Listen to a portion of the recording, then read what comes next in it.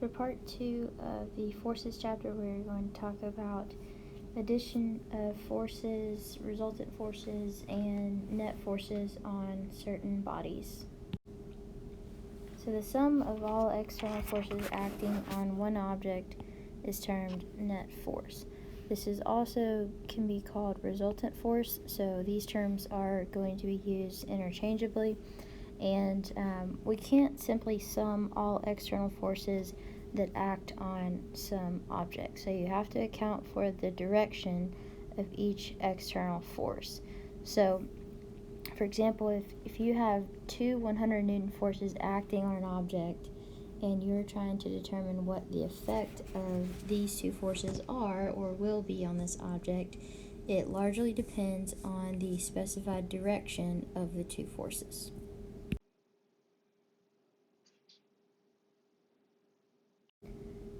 Collinear forces is one or more external forces with the same line of action. So you identify one direction as positive and identify the other in the opposite direction as negative.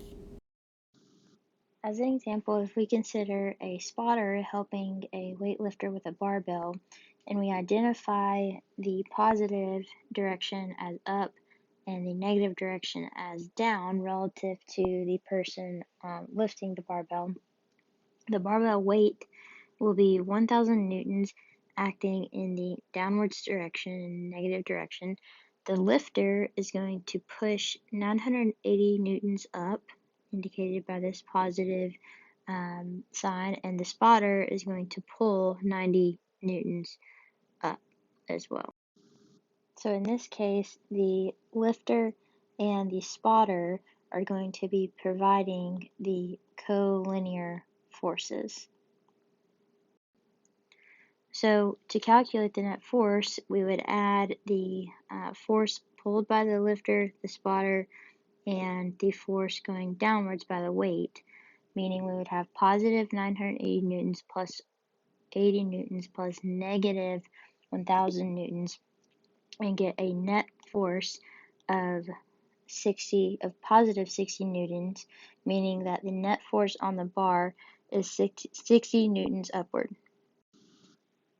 Concurrent forces, however, are forces that are not collinear but act through the same point. So if you have a gymnast hanging from a grab bar, the coach applies force to the front and the back of the gymnast's torso to stop her from swinging. So 20 newtons posterior directed push on the front of the torso, 30 newtons anterior directed push on the back of the torso, and 550 newtons force from the bar on the gymnast's hands, and the gymnast's mass is 50 kilograms. This is a free body diagram depicting each of these forces, the direction, as well as, so the direction of the coach preventing the gymnast from swinging, the center of mass of the athlete here, the weight is 500 newtons, and the 500 newtons of force being applied in an upwards direction to keep the gymnast from falling down. To calculate the resultant force on the gymnast, we have to solve for the net vertical force, the net horizontal force, and use the Pythagorean theorem that we've used before to calculate the resultant force magnitude. As you know from previous lectures with linear kinematics and angular, you would then use trig to calculate the resultant force angle. In dividing our horizontal forces from our vertical forces, we know that for the horizontal component, we have a posterior push of negative 20 newtons and an anterior push of positive 20 newtons. And for the vertical force component, we have the bar pull of positive 550 newtons and the gymnast weight of negative 500 newtons. In calculating the sum of the horizontal forces, we have positive 10 newtons because we used 20 newtons, negative 20 newtons plus positive 30 newtons. And so the resultant horizontal force is then going to be 10 newtons to the right.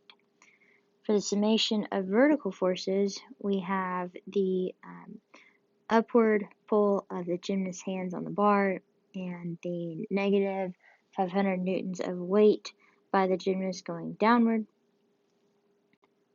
Therefore, we will end up with a net or sum vertical force of positive 15 newtons in the upward direction.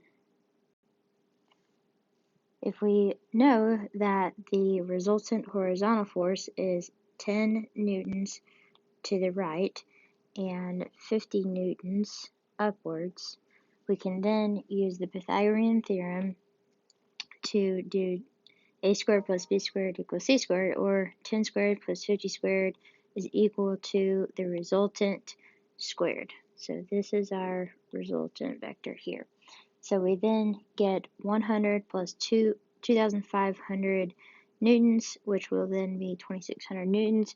Square rooting that, we have a resultant RF of 51 newtons. In solving for the degrees at which these forces are being applied, again, we have an upward force of 50 newtons and a force to the right of 10 newtons. Our resultant force was 51 newtons, and we are trying to find the degrees at which these forces are being applied. So the angle we are looking for is this angle in degrees from parallel. Alright, so to solve this angle, we would do theta is equal to the arctangent of the opposite 50 over adjacent 10 and end up with 78.7 degrees from parallel. Sometimes external forces are not collinear and do not act only in the horizontal and vertical directions, meaning they can act in a resultant direction. So, for example, the one that we're going to be looking at is the forces acting on a shot during a shot put. So we have 100 newtons at 60 degrees, so 100 newtons at 60 degrees from parallel, that is acting from the shot putter's hand, and the mass of the shot itself is 4 kilograms. So we want to know what the resultant force is on the shot. In order to define this, we have to break it down, obviously, into the force components.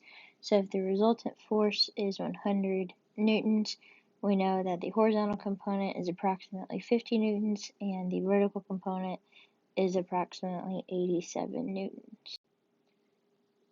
So the way that we found these numbers, and you all should have a pretty good idea of how to calculate this by now, but we know that the shot itself is going at 60 degrees, the resultant force is 100 newtons, and we are trying to define the vertical component and the horizontal component.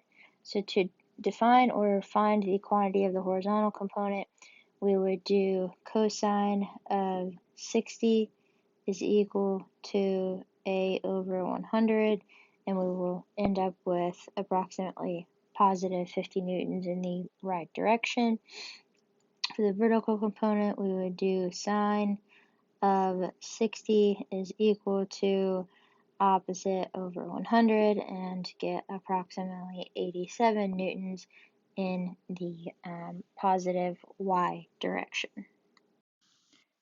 However, to find the net vertical component, we must include the shot weight into this value. So we have the positive 87 newtons in the positive y direction, but the shot weight is equal to 4 kilograms times 10 meters per second squared, or 9.81 as we use, to get approximately negative 40 newtons in the negative y direction.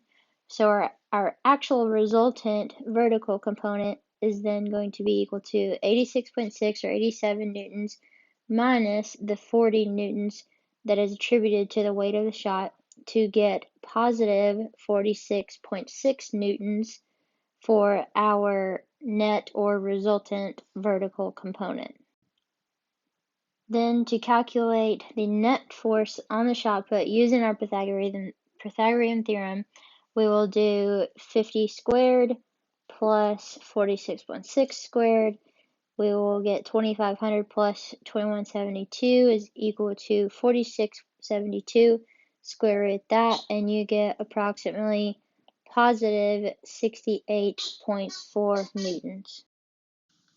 Using our ultimate vertical force of 46.6 newtons in the positive y direction and our 50 newtons in the positive x direction, we can use the arctangent to determine our net force direction. So arctan of 46.6 over 50 is going to give us an ultimate degree of 43 degrees, which is our net force direction. So the resultant force on the shot put has a magnitude of 68.4 newtons at an angle of 43 degrees.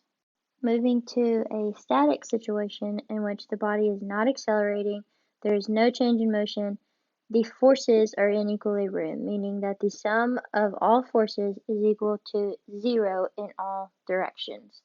So if we take the example of a figure skater standing motionless on ice, her mass is 50 kilograms. We can use a free body diagram to visualize the situation, and then use static analysis to solve for our external force. This would be our free body diagram in which her weight is going in the negative y direction. She is standing still, so there are no horizontal components. So the reaction force, or the external force providing the ability to remain still, is then going to be the reaction force of the ground, or how hard the ice is having to push in the opposite direction as her weight.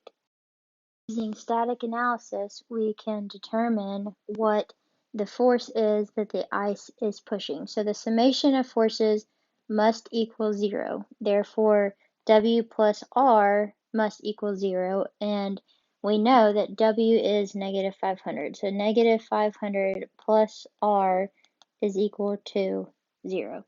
So then, using algebra, we can determine that R is then going to be equal to positive 500 newtons, in that the ice is pushing upward on the skater at 500 newtons.